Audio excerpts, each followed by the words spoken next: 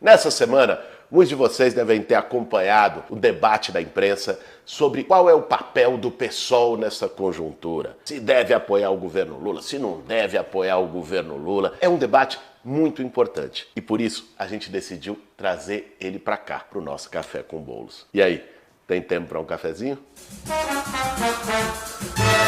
Para fazer um bom café, meu bem. Antes de entrar no assunto, eu queria falar para vocês da importância e da legitimidade desse debate ser feito. Às vezes eu já vi na rede social gente dizendo, porra, mas o partido lavando roupa suja, o partido fazendo a discussão em público. O que a gente conhece hoje da vida partidária no Brasil, vamos pensar assim, a maior parte dos partidos, tá lá do centrão, da direita, é partido cartorial, que tem um chefe, que não tem vida orgânica, que não tem militância, que não tem debate, vida real. É muito importante para os nossos partidos, para o campo da esquerda, que valoriza a diversidade de pensamento, que esses debates aconteçam. É sinal de democracia interna. Dito isso, vamos ao que está em jogo. O ponto de partida é a gente entender o que aconteceu no Brasil nesses últimos anos. Nós tivemos o pior presidente da nossa história. Alguém que além de ter devolvido o país ao mapa da fome, ampliado as desigualdades sociais, devastado a Amazônia, ameaçava todos os dias os brasileiros com uma ditadura. AI-5,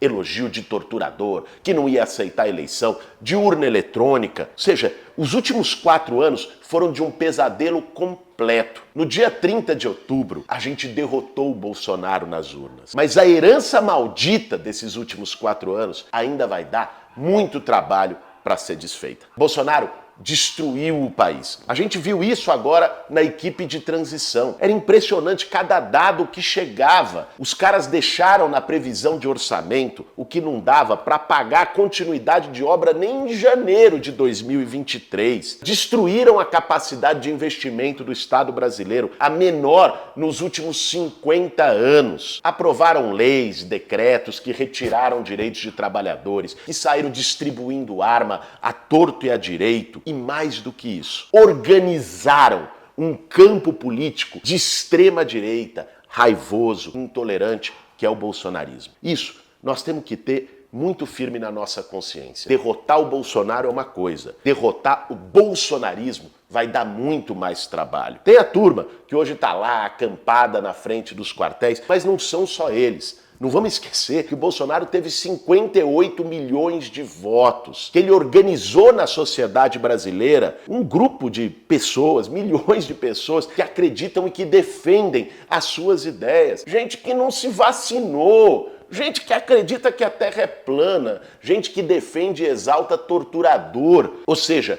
esse caldo autoritário de violência política, de intolerância, de ódio, ainda vai precisar ser combatido. O PSOL tomou a decisão certa naquele momento, porque entendeu que derrotar o Bolsonaro colocava as nossas diferenças em segundo plano. O que uniu esses setores tão diferentes da política e da sociedade foi a ameaça autoritária do Bolsonaro e a necessidade de frear um processo de destruição para poder começar a reconstruir o Brasil. Agora, com o Lula eleito, eu acredito que o PSOL tem 3 grandes tarefas. A primeira é enfrentar o bolsonarismo. Os bolsonaristas vão tentar fazer uma oposição ostensiva ao Lula, impedir que ele governe, criar dificuldades. E vai ser uma oposição diferente daquela que o Lula já teve nos seus governos. Vai ser uma oposição raivosa, que muitas vezes vai tentar construir mobilização de ruas. Então, a defesa do governo contra os ataques bolsonaristas vai ser uma tarefa essencial, uma tarefa da esquerda,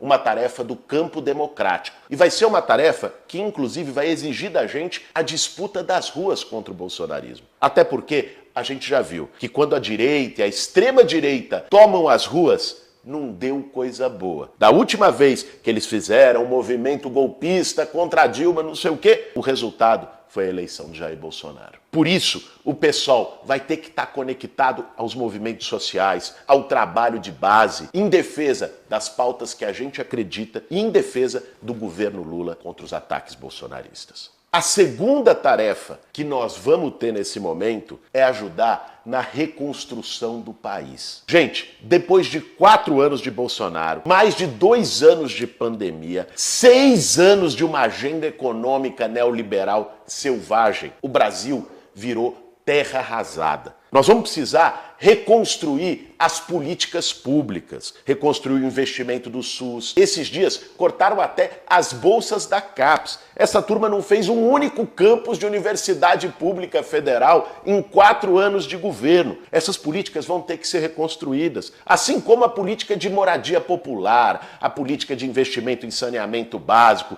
enfim, geração de emprego, aumento do salário mínimo.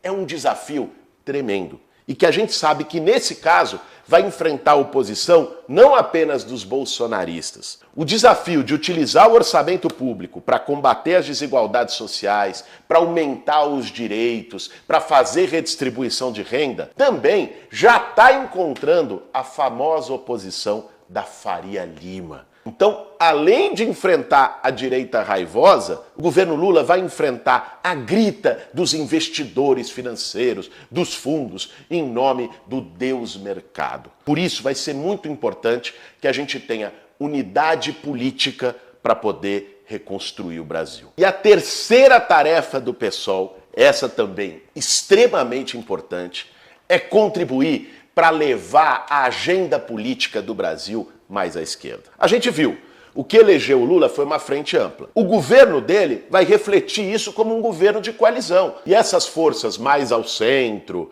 mais liberais, vão tentar disputar a agenda do governo para eles. O nosso papel é puxar a corda para o lado da esquerda. O nosso papel é colocar agendas que nós sempre defendemos e consideramos essenciais para o Brasil, como a revogação da reforma trabalhista, como uma reforma tributária que taxe grandes fortunas, que taxe lucros e dividendos, como medidas que aumentem a participação popular na gestão do Estado, como a demarcação de terras indígenas, fazer moradia popular no centro das cidades, desapropriando imóveis sem função social. Nós temos que puxar essas agendas. Enfim, depois de 6 anos de Temer e Bolsonaro, levando a agenda do país cada vez mais à direita, o pessoal tem o papel de ajudar a puxar a agenda do governo Lula mais à esquerda. Política é disputa de relação de forças. Se só o Centrão, o agronegócio, a Faria Lima, o MDB puxar para lá e a gente não tiver puxando para cá, essa relação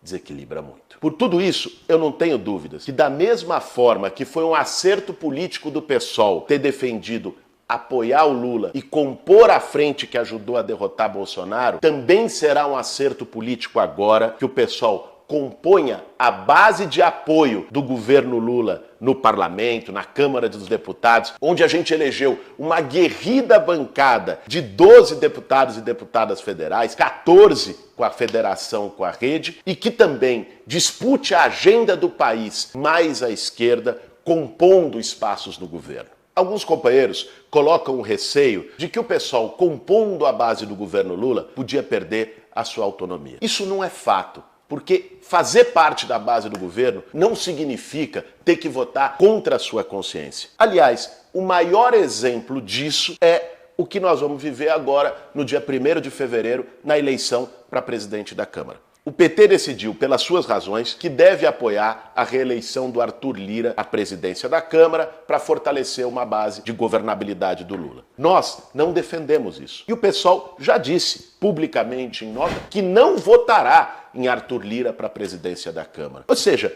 a autonomia não foi rompida. E não é estar na base do governo que muda isso ou não. Decidir apoiar um governo é compreender a importância que ele tem de dar certo para reconstruir o Brasil e para isolar cada vez mais o bolsonarismo. Mas não significa alinhamento automático em todas as questões. O PSOL é e vai continuar sendo, em qualquer circunstância, um partido autônomo. A gravidade do momento que o Brasil vive exige da gente esforço de unidade. Nós tivemos essa unidade para derrotar o Bolsonaro nas urnas. E agora precisamos manter ela para derrotar o bolsonarismo nas ruas e no parlamento e para ajudar a reconstruir o país. Esse foi mais um Café com Bolos. Para fazer um bom café, meu bem.